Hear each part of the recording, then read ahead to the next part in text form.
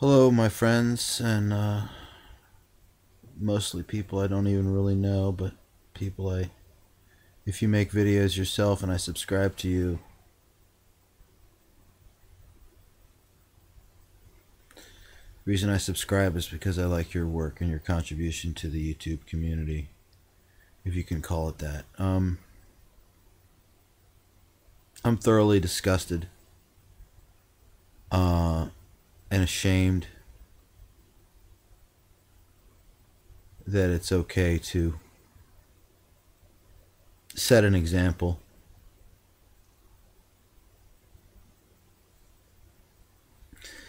On the same night that Obama does his State of the Union,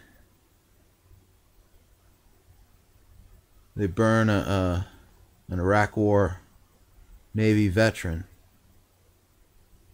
The ex-cop accused of 3 revenge killings left behind an 11-page manifesto outlining all of his grievances and observations. And that manifesto has given investigators some clues, but they still don't know where Christopher Dorner is. Tonight, law enforcement spent 4 hours searching his mom's Orange County home. They took about 10 grocery bags filled with evidence. Dorner lost his job with the LAPD in 2008, and his manifesto vows revenge for that. Nick James is at the CBS 13 Social Media Center with why thousands of people actually support him. Yeah, Sam and Shannon, hard to believe, but there are those people, and actually plenty of them, that sympathize with this guy who is accused of targeting police officers. And, you know, it's really not hard to find supporters online. Here's just one comment, reading in part, "I'm not supporting the killings, but I am supporting one man's attempt at exposing what he feels and has seen to be a corrupt police force." That sounds relatively tame in comparison to one Facebook page proclaiming Christopher Dorner for president. Quote, "We propose electing a man who could no longer sit idly by and watch as malicious tyrants abuse the innocent." The description on We Are All Chris Dorner says chillingly, yes, this is war. Nearly 3,000 people like this page. I support Christopher Jordan Dorner. We posted a simple question. Why? Why support a man wanted for at least 3 revenge killings, the author of a murderous manifesto promising to target cops? One sympathizer wrote us, quote, "Because something needs to be done about the long known about corruption of not only the LAPD, but several agencies." Another comment, "He is God for now, and I support him and this page." Most people, I think, would be shocked and appalled that people would support this. But Sac State sociology professor Sid Martinez is not surprised by the outpouring of support. He points to a long history of distrust and tension between parts of Southern California and the police as the motivation behind this movement.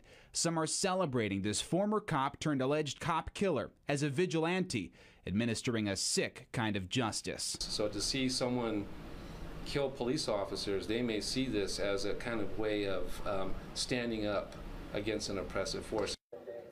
And there are a number of tweets as well. In fact, a number of fake Twitter handles for Dorner have popped up. And there was an ongoing debate, Sam, that really is quite surprising that there are actually people out there who were saying, yes, he's doing the right thing by allegedly targeting police officers. And then you have a lot of people saying, you can't support this guy, that's sick. Boy, still, though, just that there's a debate is amazing. Yeah, Nick, I mean, this story couldn't take any more twists, could it? That's what you get. See something, say something, we'll burn you to death. See something, say something, we'll frame you. It's just my fucking opinion. You know, you don't have to agree with it, for fuck's sake. I'm sure by now you've heard people talking about the NDAA of 2012 and 2013 and the Patriot Act, which claimed to give the government the power to kill any person anywhere in the world without giving them a trial, without having to provide any actual evidence. Perhaps you were under the impression that they passed these laws with no intention of actually using them, or that if they ever did start using them, it would be obvious, and the mainstream media would report on it for what it was. But those aren't very realistic assumptions, are they? If you want a glimpse of what it looks like when the NDAA is being used against American citizens, the Chris Dorner case is a perfect example. Before we go into this, we first need to address the psychological element of the situation. These kinds of events, which involve blatant deception on the part of the government, are highly polarizing. It separates those who are willing to look at reality from those who are so attached to the religion of the state that they attack anyone who dares to call its intentions into question, as if they were heretics. What's most disturbing about this polarization is that by all appearances, those defending the official stories put forth are willing to swallow more and more blatant lies. It's very reminiscent of the psychology of the population depicted in Orwell's 1984, who accepted daily reversals in the official government propaganda without so much as batting an eye. Those who are emotionally committed to defending the state at all costs in America today are not far from reaching this level of conditioning. Now, whatever your take on the information that I'm about to present here may be, it should be clear that the very existence of the NDAA inherently opens up these kinds of questions. You give a government that kind of power, and you gotta be a special kind of stupid to think that they're never gonna use it someday. This case isn't just about Dorner. It's about setting a series of precedents and conditioning the public for a new normal, where drones are used to hunt fugitives within the country, where massive police checkpoints are established all across the country searching random vehicles without warrants, and where hundreds of house-to-house searches were performed with no probable cause and with no warrants issued, and where a flimsy story is presented to explain how a suspect that's been labeled a domestic terrorist is killed before he can have his chance to stand trial. This is just a glimpse of what's coming to America. We've been warning you about this for years, and now it's finally rolling out. If the American people accept this precedent, if they accept this trial run, it's only going to expand from here. Mark my words, this is just the beginning. Now, the simple fact of the matter is that we will probably never know the full story of the Dorner case. There isn't going to be a legitimate investigation. The mainstream media isn't going to do any real journalism. But most importantly, Dorner isn't going to get to give his side of the story, because dead men tell no tales. I think that this country is fucked. This is not a free country anymore. I don't want to just get through anymore. I mean, because that's all they want us to do. Just be happy with your electronic gadgets. Just be happy with your toaster oven. Don't make any waves, we'll leave you alone. Well, like the gentleman in Network said,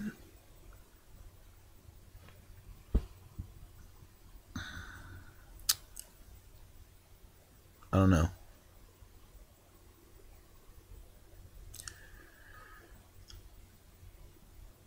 I'm feeling really bad inside, people.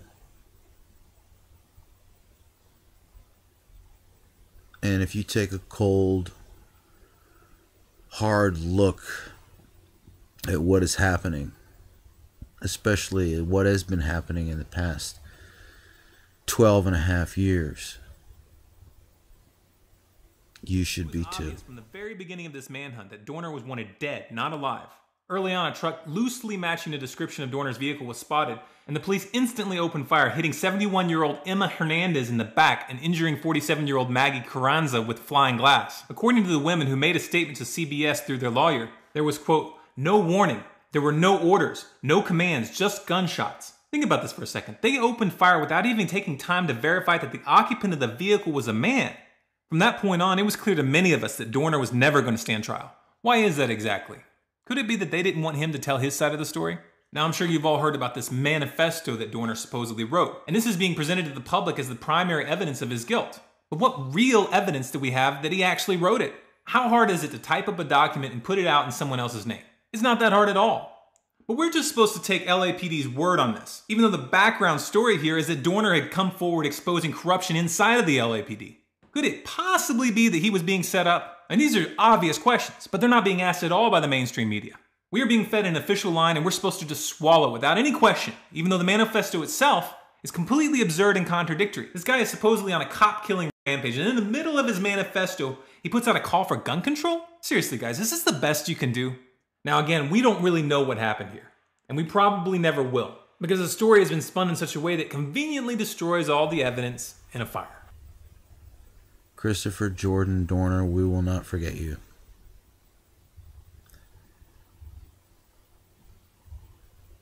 We will not forget you.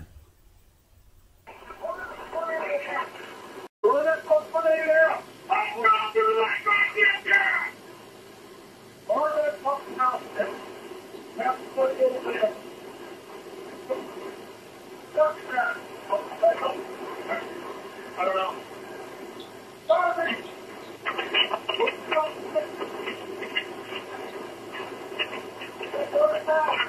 Get going right now. Fucking burn this motherfucker.